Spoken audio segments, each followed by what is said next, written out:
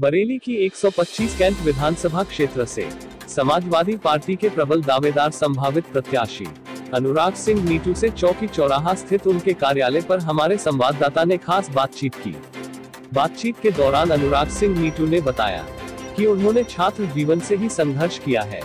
Bareilly college में रहकर छात्रों के लिए संघर्ष किया और राजनीति में आकर जनता के लिए संघर्ष किया, जिसके कारण सभी धर्मों व सभी वर्गों के लोगों का उन्हें हमेशा सहयोग मिलता रहा है। अनुराग सिंह नीटू छात्र जीवन से ही डॉक्टर राम मनोहर लोहिया को अपना आइडियल मानते थे, इसलिए उन्होंने नेताजी मुलायम सिंह यादव के संघर्ष से प्रेरणा लेकर समाजवादी पार्टी को चुना है और सपा सुप्रीमो अखिलेश यादव के आशीर्वाद से 125 कैंट विधानसभा क्षेत्र से चुनाव की तैयारी कर रहे हैं। सपा नेता अनुराग सिंह नीटू ने कहा कि जो 125 कैंट विधानसभा क्षेत्र के जातीय समीकरण है, उसके आधार पर वह कैंट विधानसभा की सीट जीतकर अखिलेश यादव की झोली में अवश्य डालेंगे। जबरदस्त मिल रहे जनसमर्थन से उनको पूर्ण विश्वास है। अनुराग सिंह नीटू ने सपा सरकार और वर्तमान योगी सरकार का तुलनात्मक अध्ययन करते हुए कहा कि पूर्व मुख्यमंत्री अखिलेश यादव की सरकार और योगी सरकार में महंगाई, भ्रष्टाचार, पेट्रोल, डीजल और गैस की कीमतों के साथ ही नारी उत्पीड़न, पुलिस उत्पीड़न आदि योगी सरकार की उपलब्धियां हैं, जिसके अंतर को उत्तर प्रदेश की जनता समझ चुकी है कि सपा सरकार में किस तरह महंगाई कंट्रोल में थी, भ्रष्टाचार, महिला उत्पीड़न, पुलिस उत्पीड़न आदि पर सरकार का पूरा कंट्रोल था, परंतु योगी सरकार सभी मोर्चों पर विफल हो चुकी है और प्रदेश की जनता योगी सरकार को बदलकर समाजवादियों की सरकार देखना चाहती है। जनता मन बना चुकी है, अगली सरकार समाजवादियों की होगी। सपा सुप्रीमो अखिलेश यादव उत्तर प्रदेश के अगले मुख्यमंत्री होंगे, तभी प्रदेश का चौमुखी विकास होगा। इस संबंध में 125 कैंट विधानसभा क्षेत्र से संभावित प्रत्याशी अनुराग सिंह नीटू ने हमारे संवाददाता को बताया। बरेली से रफी मंसूरी की रिपोर्ट। जी सर, आपका नाम? मेरा नाम अनुराग सिंह नीटू। मैं एक छोटा सा गांव है मेरा, बिथी चैनपुर के पीछे, बेनीपुर सादात। मैं एक समान किसान का बेटा हूं। मेरी प्रारंभिक परीक्षा मेरे गांव में प्राथमिक विद्यालय में हुई। उसके बाद शिक्षा पढ़ा, नैनीताल पढ़ा, फिर बरेली कॉलेज से मैंने बीए ग्रेजुएशन किया, एमए किया, एलएलबी की। उसके बाद छात्र संघ चुनाव आया, उसमें मैंने भाग लिया और मैं जीता। उसमें मैंने समाजवादी पार्टी सरकार थी और मैं निर्दलीय चुनाव लड़ा था और मैं निर्दलीय जीता। छात्र सभा के कुछ पदाधिकारी खड़े हुए थे, सबको मैंने निर्दलीय जीता। और 2003-04 से मैं लगातार अपने सक्रिय राजनीति में हूँ, समाज सेवा में हूँ। स्टूडेंट का, युवाओं का, खासकर युवा उससे बहुत ज़्यादा जुड़ा हुआ है, तो युवाओं का लगातार मैं काम कर रहा हूँ। यूनिवर्सिटी से लेके, कॉलेज से लेके, थाने और चौकी का, ये सब मेरा चलता चला आ रहा है। अच्छा अनुराग जी, जैसे कि कैंट क्षेत्र में हमारी टीम सर्वे कर रही है, तो वहाँ पर कोई जगह ऐसी नहीं है जहाँ पर आपका जिक्र नहीं होता, आपकी चर्चा नहीं होती, तो क्या समाजवादी पार्टी से आप चुनाव लड़ने जा रहे हैं?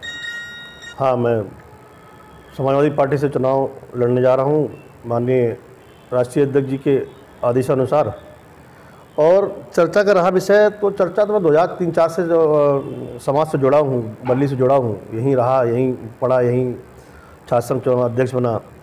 तो हर व्यक्ति, हर जाति का, हर वर्ग का व्यक्ति मुझसे जुड़ा हुआ है। मेरे मधुर संबंध हैं, हर परिवार मेरे संबंध हैं।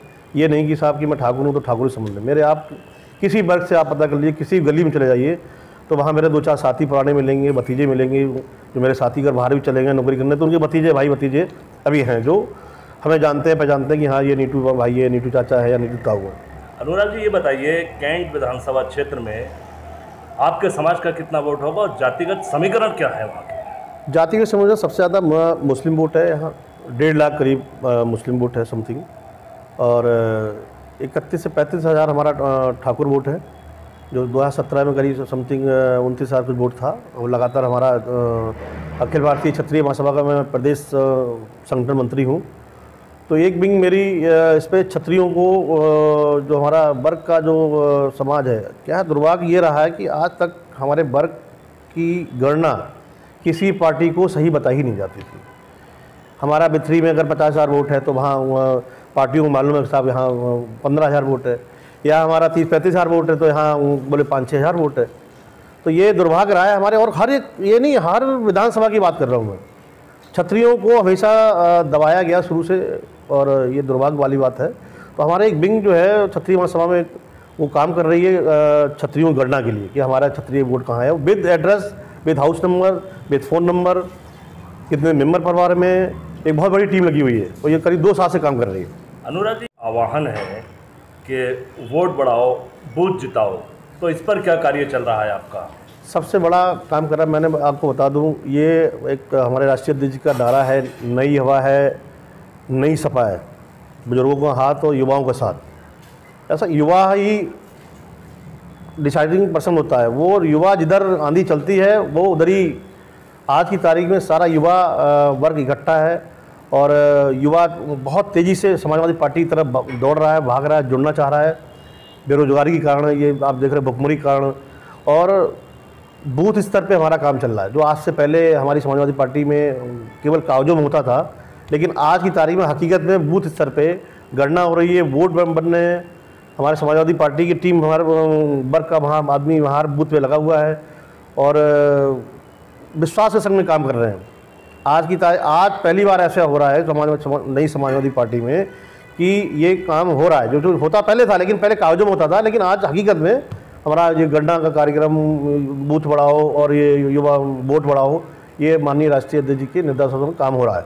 अच्छा अनुराग, कैंट क्षेत्र के लिए विज़न क्या है? आप हमारे देखो सिटी है, आप देख लीजिए, आप हम स्वास्थ्य में रहे, हम नेकपुर जाते हैं, यहाँ कोई गली में आज से 10 साल हो गए, बीजेपी के यहाँ विधायक महोदय रहे, वो आज तक किसी गली में गए नहीं, उन्होंने देखा ही नहीं कहाँ क्या हो रहा है।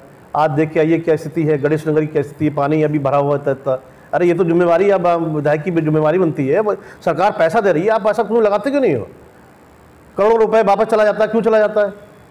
तो है तो जनता के लिए पैसा आया, सरकार ने दिया, लेकिन वो यही विजन है। और दूसरा हमारा यह है कि युवा आज जो भुखमरी कगार पे जो मारा रोड पे घूम रहा है, हमारी सरकार आते ही सबसे पहले बहुत बड़ा ऐलान किया है तो राष्ट्रीय अध्यक्ष जी ने, युवाओं को बहुत नौकरी दी है, कई लाख, 2.5 लाख करीब पुलिस में नौकरी निकलेगी, और 3-4 लाख ऐसे ही। सबसे पहले मीटिंग में युवाओं को नौकरी लाने का काम, जैसे ही पहले भी राष्ट्रीय अध्यक्ष जी ने हमारे जो घोषणा की थी वो पूरा किया था। लैपटॉप बांटे और वो सब साइकिलें बांटी, विद्याधन, पेंशन, जो आज सरकार ने पेंशन ही बंद कर दी, वो सब बंद कर दी, वो सब चालू हो गई। अनुराग जी, ये बताइए, 2012 से 17 तक आपकी सरकार रही, अखिलेश जी मुख्यमंत्री रहे, राइट, और 4.5 साल योगी आदित्यनाथ के मुख्यमंत्री का कार्यकाल हो गया। इन दोनों सरकारों में फ़र्क क्या है?